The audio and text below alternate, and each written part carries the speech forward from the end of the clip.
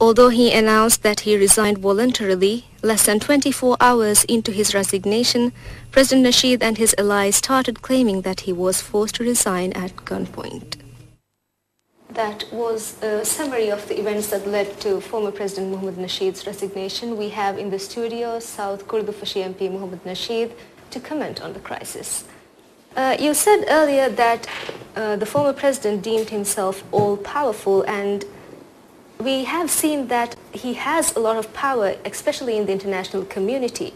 We have media groups coming to Maldives to cover this event and covering exclusively the perspective of former President Nasheed. And talking to international media at his residence today, President Nasheed said that he hoped the international community would act quickly to prevent his detention or arrest. What pressures can the international community put on the Wahid administration? I meant he was all-powerful in a totally different local political context. I meant that he was a very strong executive president. He had a very substantial number of MPs in parliament. He had a large party. It had a good infrastructure. His political connectivity, political networking was very strong, and he had all the criteria required to sustain his presidency. And that was what I meant by an all-powerful president who was surprised that he was asked to go home 2 years ahead of elections. But yes, he also enjoys very strong democratic credentials in the international community. You should know that he came to power after a prolonged struggle for democracy, political space, greater freedom and human rights. These are very sensational slogans, very catchy ones that catches the eye of the international community somehow very quickly. And he had a track record of sustained crusade for human rights, democracy and freedom of various fundamental liberties. So I think he enjoys these credentials even today to an extent because of the past track record of his, and which the international community is very well aware of.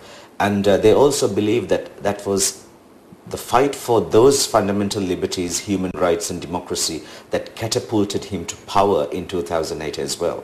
So he was seen as a champion of democracy who succeeded in becoming president on that platform.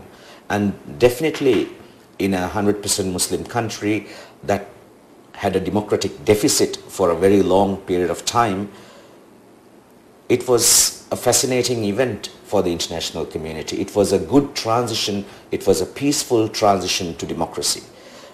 And they would all put their support behind a person who would want to lead an administration on those premises of democracy, human rights and fundamental liberties. So naturally, he has a relationship with the international community, a very powerful, a very meaningful relationship, and they are still willing to help him, until the very resignation. I'm sure they would have continued to support him, and they would also not want undue harm to come his way even now. So that way, I think they will want to get involved in these issues. Not that they want to get involved in our domestic affairs, but they would like to engage with the current government and see how a more peaceful transition can be made to the next government. And also that there be not undue harm coming President Nasheed's way, and that if anything does happen, it happens through a due process.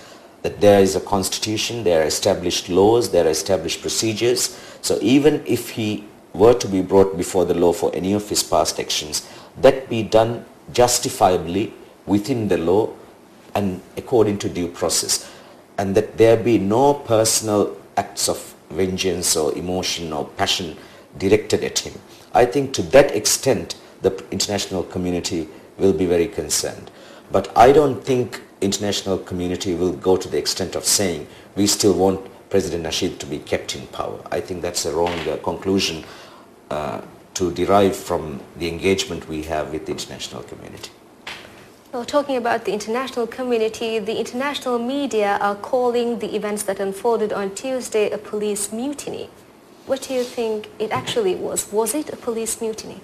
I wouldn't say it's a police mutiny. I would say it's a very strong word to use against our police forces. And for mutiny, I think two factors have to be completed. There has to be a duly constituted authority, and there has to be a lawful command. Our police protested against an unlawful command, a command that they thought was totally outside the law. Not only they thought, courts have deemed to be totally outside the law and totally outside the constitution.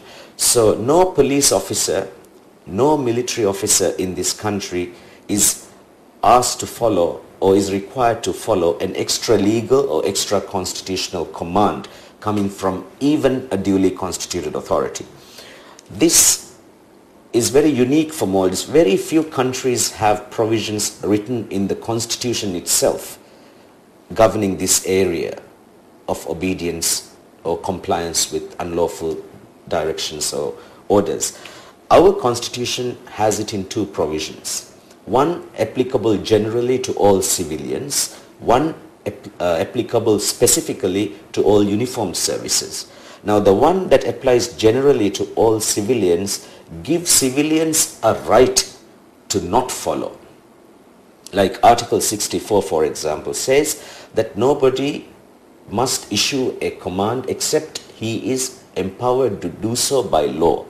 And if that kind of a command is directed to a person, he has a right not to follow it. Okay, so that right is given, that freedom to choose to follow or not to follow is given.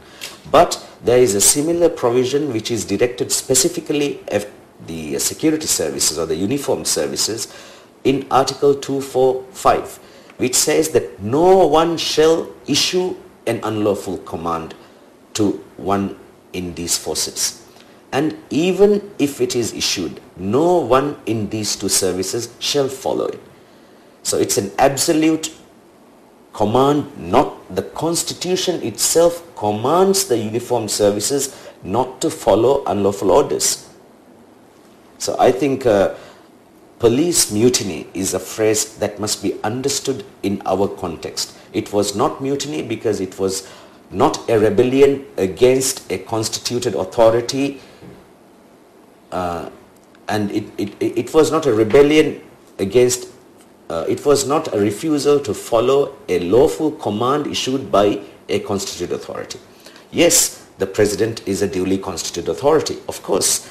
So is the Commissioner of Police. He is a duly constituted authority. But their orders must be lawful. What the police did not follow was an unlawful command which they were fully within their rights not to follow. Therefore, what they did cannot be equated to a mutiny. I disagree with the term altogether. All we can say is they were simply drawing a line that they would not follow any unlawful commands any further, and that they would like all these commands to be kept within the law. I think that was the point they made, and that cannot be equated to mutiny. And now we take a short break. Please stay tuned for more on this topic.